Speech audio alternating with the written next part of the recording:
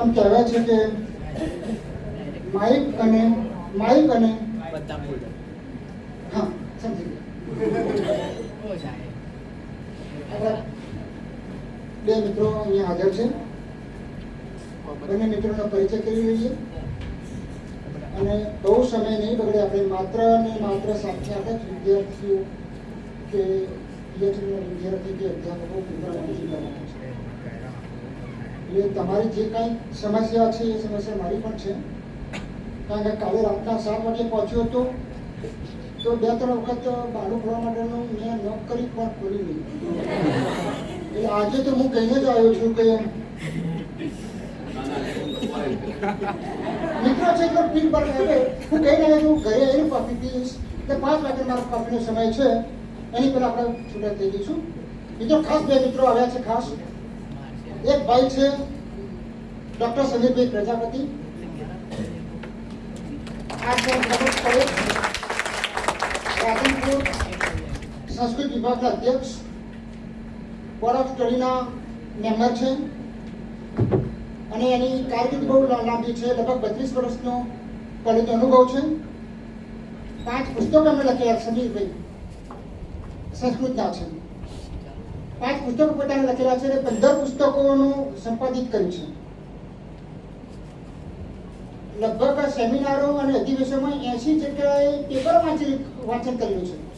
એટલે તમે પણ સમજી શકતા હશો કે આ કેમ્પસમાં જે કંઈ અધ્યાપકો અમે લાવીએ છીએ કે જે કંઈ ચેરપર્સન લાવીએ છીએ એ તમારા કરતાં મારા કરતાં વિધાન હોઈ શકે. લગભગ 43 લેખો પ્રકાશિત થયેલા છે. યુજીસી પ્રોજેક્ટ્સ 2 ક્લિયર કરેલા, પૂર્ણ કરેલા છે. પીએચડીના 16 વિદ્યાર્થીઓ પૂર્ણ કરેલું છે.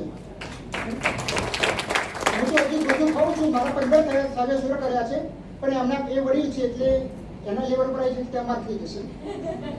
અને રિસર્ચ પર્સન તરીકે અનેક જગ્યાએ કામગીરી કરી છે. એવા સમીરભાઈ પ્રજાપતિનું સ્વાગત એમના ડિપાર્ટમેન્ટના, એમના સંસ્કૃત વિભાગના નિપાબેન એમનું સ્વાગત કરશે.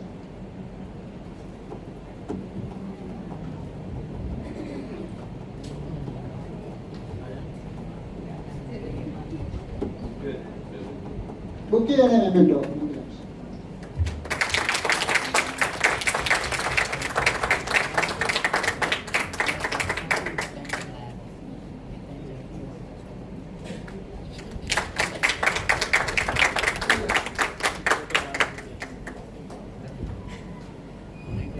ઇતિહાસ સાથે ઘણા બધા શાસ્ત્રોનો સંબંધ છે અને ઇતિહાસ અન્ય શાસ્ત્રો સાથે જીવંત છે.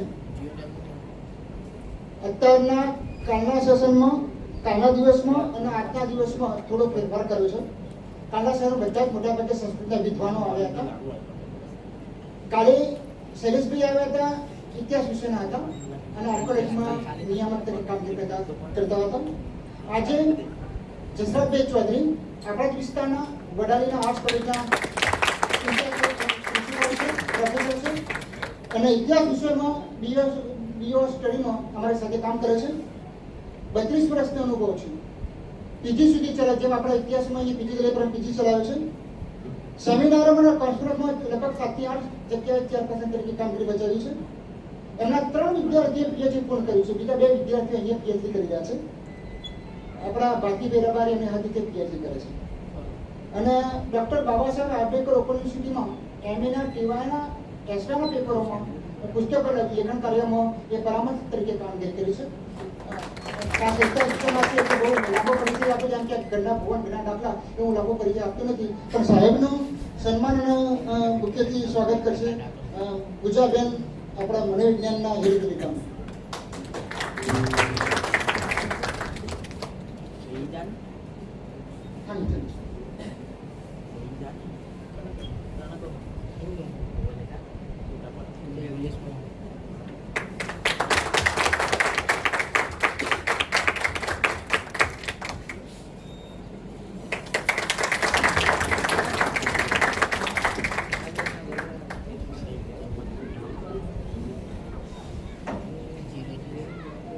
પેપર મેં 7 દીધા છે.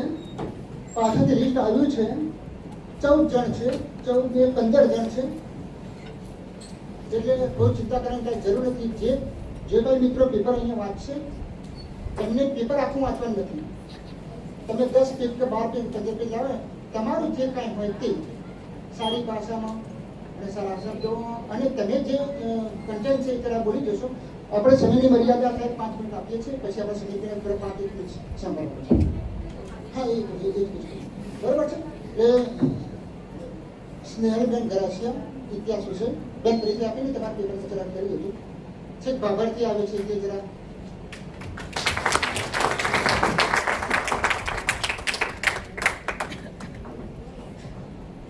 Good afternoon, everyone. હું Snehal Garasiya, PhD scholar, Hemchandracharya, north Gujarat university પાટણથી આવું છું. મારો આજનો વિષય છે ભારતીય શિલ્પ સ્થાપત્યોમાં રજૂ થયેલ નૃત્ય કળા ગુજરાતના સંદર્ભમાં. ગુજરાતનું શિલ્પ સ્થાપત્ય ભારતીય સંસ્કૃતિનું જીવંત પ્રતિબિંબ છે. અહીં પથ્થર, શિલ્પ અને અવકાશમાં નૃત્ય, સંગીત અને ધાર્મિક વિચારધારાનો સમન્વય જોવા મળે છે. પ્રાચીન સમયથી ગુજરાતે વેપાર, કળા, શિક્ષણ, સંસ્કૃતિ તેમજ આધ્યાત્મિકતાનો વિકાસ કર્યો છે અને આ પરંપરાનો પ્રભાવ તેના શિલ્પો જેવા કે મંદિરો, વાવો, તોરણો અને રાજકીય ઇમારતોમાં ઉભરાયેલા નૃત્ય શિલ્પોમાં સ્પષ્ટ નજરે પડે છે. ભારતીય નૃત્ય પરંપરા નાટ્યશાસ્ત્ર પર આધારિત છે. ભરત મુનિએ નૃત્યને દેવ પ્રદત્ત કળા તરીકે સ્થાપિત કરી. મંદિરના સ્થાપત્યમાં નૃત્ય એ ભક્તિ અને સૌંદર્યનું માધ્યમ બન્યું છે. નૃત્ય મુદ્રાઓ, અંગ સંચાલન અને રસ સિદ્ધાંત શિલ્પોમાં પથ્થર રૂપે અવતર્યા છે. ગુજરાતમાં પ્રાચીન સ્થાપત્ય પરંપરા મૈત્રક, સોલંકી અને વાઘેલા યુગ દરમિયાન વિકાસ પામી હતી અને આ સમયે ગુજરાતમાં મંદિરો, તોરણો, સ્તંભો તથા વાવમાં શિલ્પકળાનો વિકાસ થયો હતો. આ સ્થાપત્યમાં શિલ્પકારોએ નૃત્યની ગતિને પથ્થરમાં સ્થગિત કરવાની અદ્ભુત કળા દર્શાવી છે અને આપણે બધા જાણીએ છીએ તેમ સૌથી વધારે ઉત્તર ગુજરાતની અંદર જે સ્થાપત્યો આવેલા છે એમાં જોવા મળે છે રાણકી વાવ છે, મોઢેરાનું સૂર્ય મંદિર છે, તારંગાના જૈન મંદિરો છે. આ ઉપરાંત અડાલજની વાવમાં અને દ્વારકાનું રૂકમણી મંદિર જેવા જે સ્થાપત્યો છે તેની અંદર માનવીય ચિત્રો જે નૃત્ય કરતા હોય એ સ્વરૂપે આપણને જોવા મળે છે. તો એ બાબતે મારું પેપર મેં રજૂ કરેલું છે. Thank you.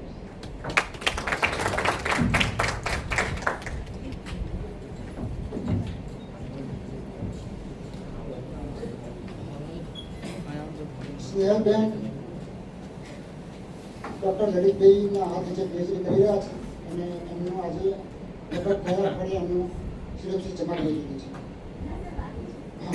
અશોકભાઈ સુથાર, અશોકભાઈ સુથાર.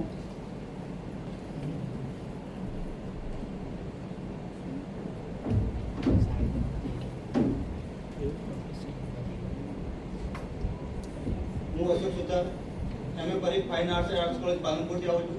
ઇતિહાસ વિભાગમાં હું કામગીરી કરું છું. હું નરેશભાઈ પરીખ જોડે PhD પૂર્ણ કર્યું છે. આજે જે સેમિનાર છે ઇન્ડિયન નોલેજ સિસ્ટમ, એમાં મેં જે પેપર રજૂ કર્યું છે તે વેદથી લઈને વેબ સુધી ભારતની એક ભૌગોલિક યાત્રા. ભારત એક ભૌગોલિક ઇતિહાસ ધરાવતો દેશ નથી. તે છે પ્રાચીન સમયથી એક જ્ઞાનનો પણ સાગર છે. આપણે જે પ્રાચીન સમયમાં વાત કરીએ તો ગુરુકુળ પ્રણાલીમાં આપણે જે શિક્ષણ લેતા હતા ત્યારથી લઈને પછી 6ઠી થી 12મી સદી સુધી આપણે વિશ્વની મહાન કહેવાતી જે વિદ્યાપીઠો છે, નાલંદા વિદ્યાપીઠ, વલ્લભી વિદ્યાપીઠ, એ બધી વિદ્યાપીઠોની સ્થાપના કરી. ત્યાં આપણે નોલેજ લીધું. ત્યારથી શરૂ કરી પછી આપણે જે આધુનિક યુગમાં એટલે કે વેબ સુધી આપણે આવ્યા છીએ. અત્યારે આપણે 2020માં જ્યાં કોરોના આવ્યો ત્યારે આપણે ઓનલાઈન શિક્ષણ લઈ અને આપણું શિક્ષણનું કાર્ય ક્યારે બંધ નથી કર્યું. જે પ્રાચીન સમયથી લઈને આજ સુધી આપણે અવિરત પ્રમાણે શિક્ષણનું કામ ચાલુ રાખ્યું છે, જે આપણે આ સેમિનાર દ્વારા અને આ રિસર્ચ દ્વારા આપણે જાણવા મળે છે. Thank you.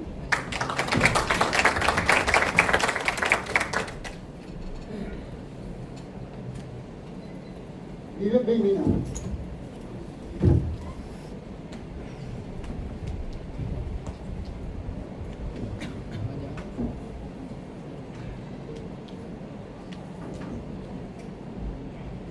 બધાને મારો નમસ્કાર.